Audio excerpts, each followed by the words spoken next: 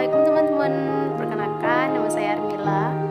Baiklah, di sini saya akan memaparkan tentang penegakan hukum dalam pendekatan hukum progresif. Nah, karena ini hukum penegakan hukum, maka kita ke penegakan hukum dulu.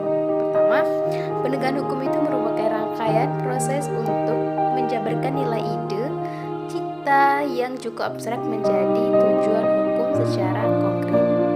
Tujuan hukum atau cita hukum memuat nilai-nilai moral seperti keadilan dan kebenaran. Nilai-nilai tersebut harus mampu mewujudkan dari realitas yang nyata. Dengan demikian, apabila kita berbicara mengenai penegakan hukum, maka pada hakikatnya kita berbicara mengenai penegakan ide-ide serta konsep-konsep yang notabene adalah abstrak itu. Dirumuskan secara lain, maka penegakan hukum merupakan suatu usaha untuk mewujudkan ide-ide.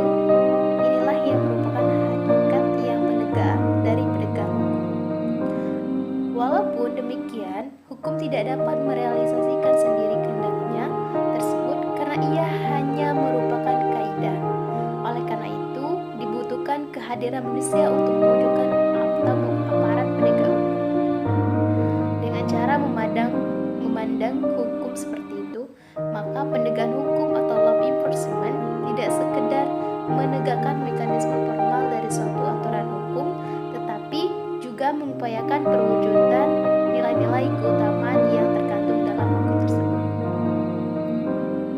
Selanjutnya, secara konsepsional, Soejono Sukanto mengungkapkan inti dan arti penegakan hukum terletak pada kegiatan menyelesaikan hubungan. Nilai-nilai terjabar di dalam kaidah-kaidah yang mantap dan mengewajarkan sikap serta tindakan sebagai rangkaian penjabar nilai tahap akhir untuk menciptakan, memelihara, dan mempertahankan kedamaian pergaulan hidup. Terdapat beberapa faktor terkait yang menentukan proses penegakan hukum sebagaimana yang diungkapkan oleh Laurent Ehrman, yaitu komponen substansi, struktur, dan kultur hukum itu sendiri. Menurut Soejono Sukanto, faktor yang mempengaruhi eksistensi penegakan hukum adalah yaitu faktor hukum itu sendiri, faktor penegakan hukum, faktor sarana atau fasilitas yang mendukung penegakan hukum, faktor kesadaran masyarakat, dan faktor budaya hukum, dan berbagai faktor dari undang-undang itu sendiri. Jadi teman-teman semuanya, penegakan hukum itu mempunyai banyak faktor-faktor yaitu atur hukum sendiri. Selanjutnya, tahapan-tahapan proses yang dilakukan oleh Soejono Sukanto, yaitu tahapan yang pertama, tahapan formulasi, yaitu tahapan penegak hukum ini abstrak oleh badan pembuatan undang-undang. Tahapan ini dapat pula disebut tahap kebijakan legislatif. Yang kedua, yaitu tahapan aplikasi, yakni tahapan ini penerapan hukum pidana oleh aparat penegak hukum dari kepolisian sampai ke pengadilan. Tahapan kedua ini dapat pula disebut dengan tahapan yudikatif.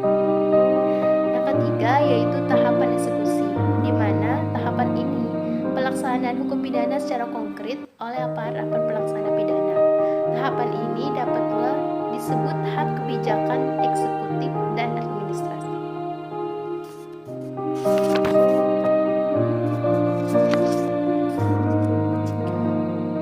Di samping itu, patut juga dikemukakan oleh pendapat Joseph Goldstein yang membedakan penegakan hukum pidana menjadi 3 bagian, yaitu tentang total enforcement, full enforcement, dan actual enforcement, di mana ketiga ini mempunyai perbedaan. Yang pertama, total enforcement, yakni ruang lingkup penegakan hukum pidana sebagaimana yang dirumus oleh hukum pidana substantif atau substantive law of crime.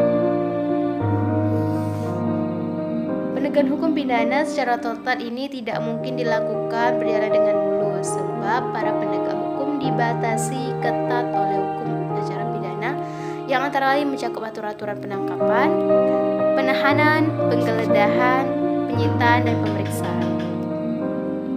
Yang kedua yaitu full enforcement, di mana dalam ruang lingkup ini pada penegak diharapkan menegakkan hukum secara maksimal.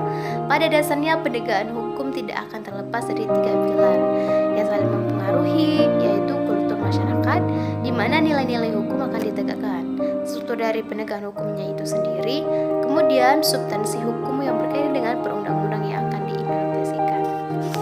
Yang ketiga yaitu actual enforcement, di mana penegakan hukum pidana harus dilihat secara realistik di sini, sehingga penegakan hukum secara aktual atau actual enforcement harus dilihat sebagai bagian diskresi yang tidak dapat dihindari karena keterbatasan dalam sistem peradilan pidana kita. Sucipto Raharjo melahirkan suatu gagasan pada satu maksim, yaitu hukum untuk manusia dan bukan sebaliknya. Mentransformasikan istilah diperbolehkan dan kata hukum progresif.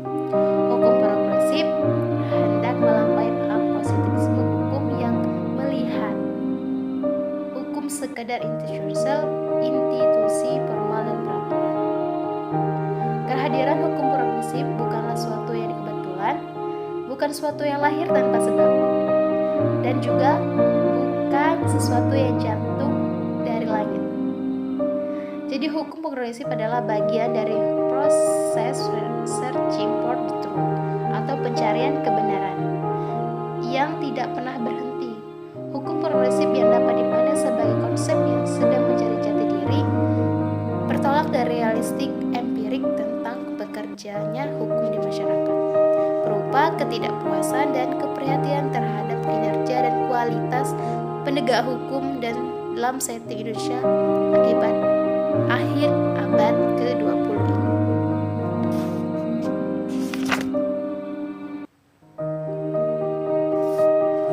Karakter hukum progresif dapat didefinisikan sebagai berikut. Yang pertama, kajian hukum progresif berusaha mengalihkan titik berat kajian hukum yang semula menggunakan optik hukum menuju ke perilaku.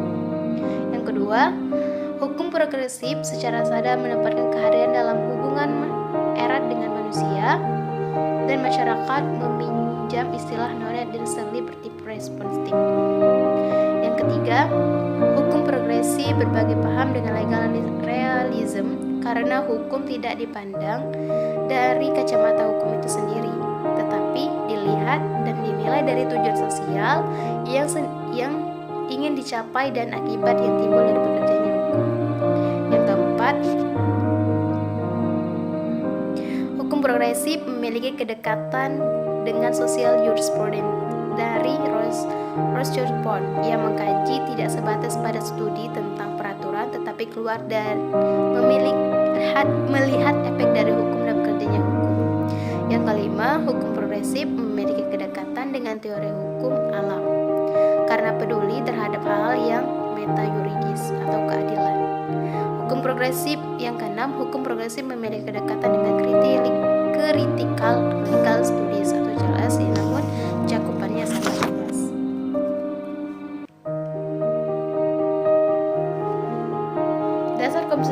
Dasar konseptual hukum progresif merupakan aspek yang berorientasi pada keseimbangan yang holistik.